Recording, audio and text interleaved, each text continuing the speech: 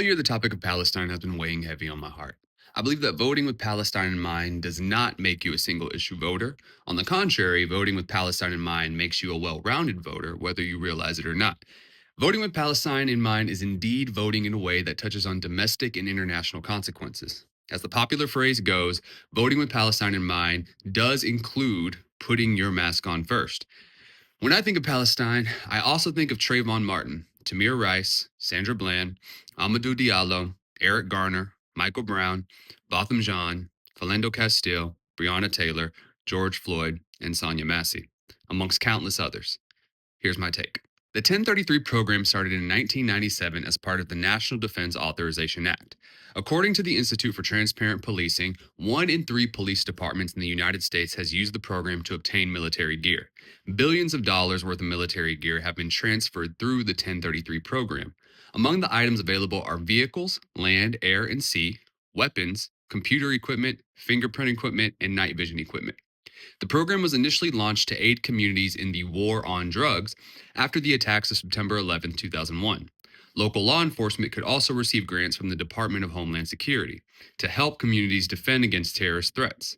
Since the program's inception, the Department of Defense has transferred more than $5 billion worth of property to state and local law enforcement.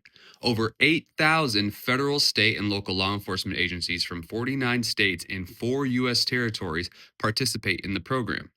In 2002, the Jewish Institute for National Security of America's Homeland Security Program was launched in the wake of September 11th attacks to address the counterterrorism needs of local law enforcement in the U.S. More than 200 U.S. federal, state, county, and municipal law enforcement executives have traveled to Israel as part of the program, while thousands of personnel have attended conferences with Israeli experts in the U.S. These delegations comprise of representatives from the FBI, DEA, and other federal agencies, as well as various police chiefs, sheriffs, state homeland security directors, and state police commissioners. The Homeland Security Program cooperates with the Israel National Police, the Ministry of Internal Security, and the Israel Security Agency, Shin Bet. In addition to its work internationally, JINSA has hosted 10 conferences across the United States with a combined attendance of over 10,000 law enforcement personnel. In 2009, Program 1122 was added to the National Defense Authorization Act, enabling state and local governments to purchase materials to combat drug, homeland security, and emergency response operations at a discounted price similar to the prices available to the United States federal government. In February 2014, the U.S. General Services Administration released a catalog of what can be required by law enforcement agencies.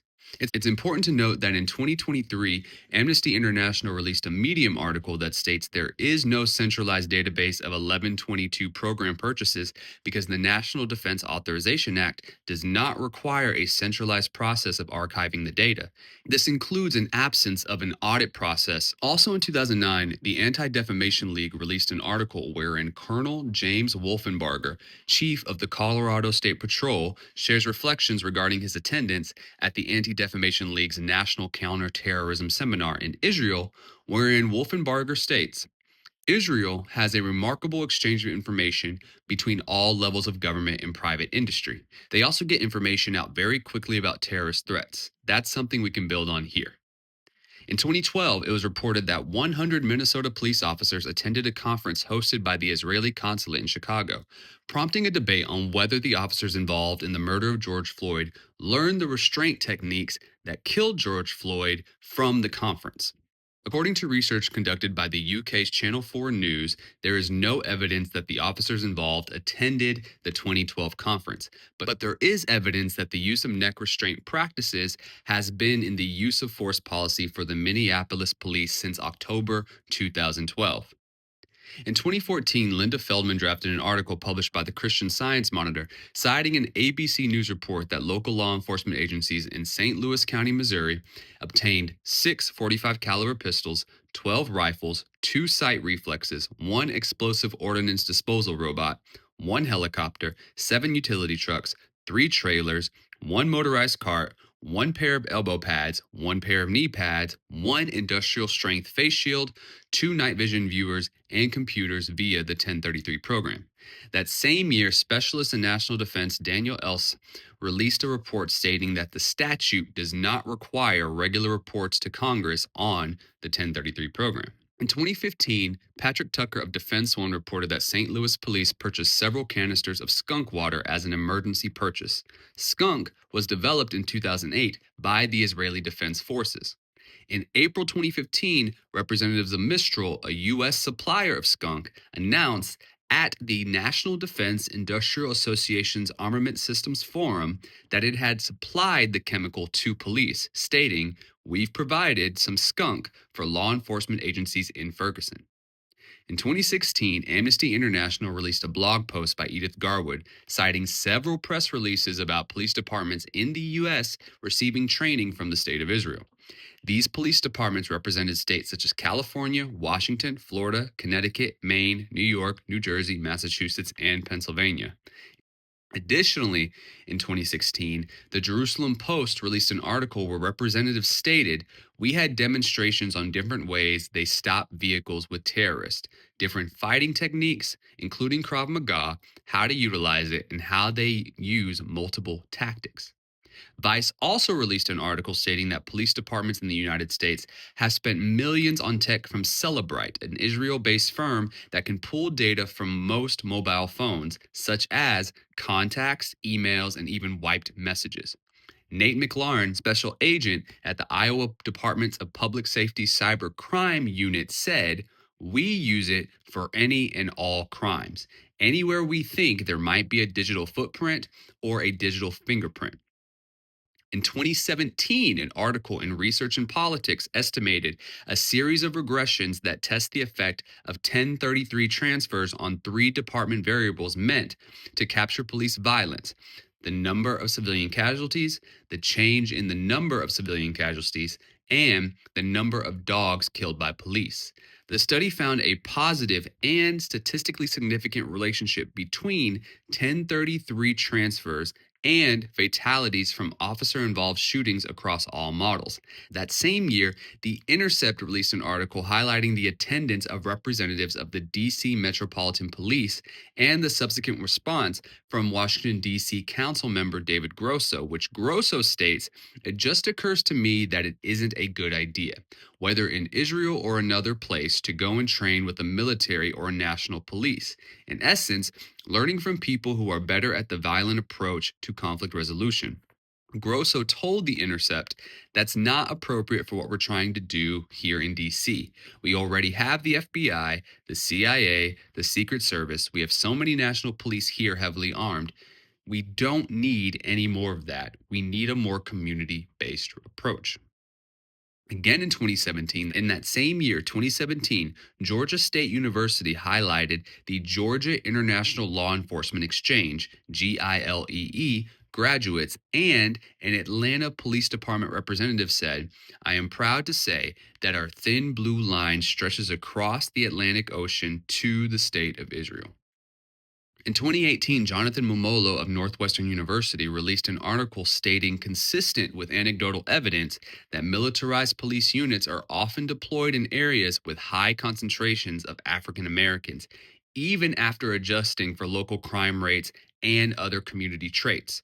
But Momolo also finds no firm evidence that SWAT teams lower an agency's violent crime rate or the rates at which officers are killed or assaulted. In 2021, ShotSpotter and Aerobotics agreed to share their technology, further expanding a climate of surveillance and data sharing between cities in the United States and the State of Israel. In this case, primarily via the use of unmanned aerial vehicles.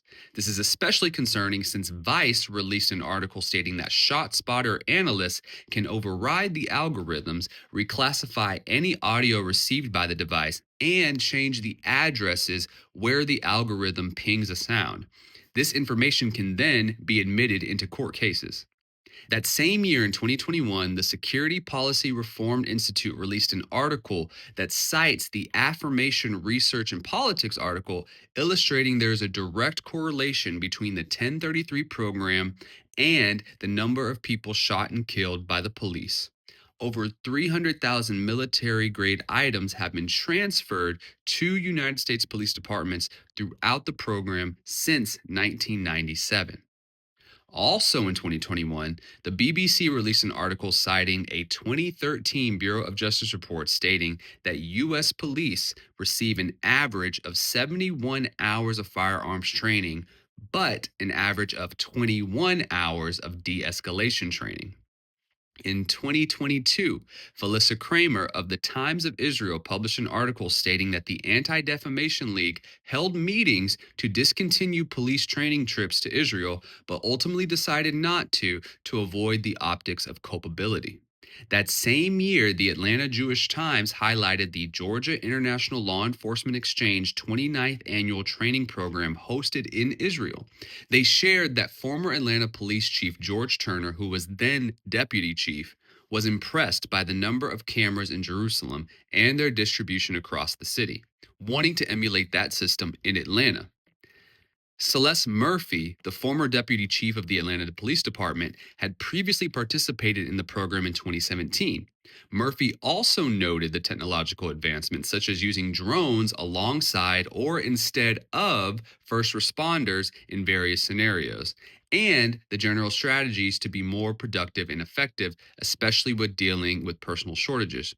She had high praise for the program, saying it broadens your leadership scope, and I came back with many projects for myself that I'd like to install here in my police department. This is Atlanta. In 2024, the Council of Foreign Relations reported that since October 7th, 2023, the United States has enacted legislation providing at least $12.5 billion in military aid to Israel. Nearly all U.S. aid today goes to support Israel's military, which is the most advanced in the region.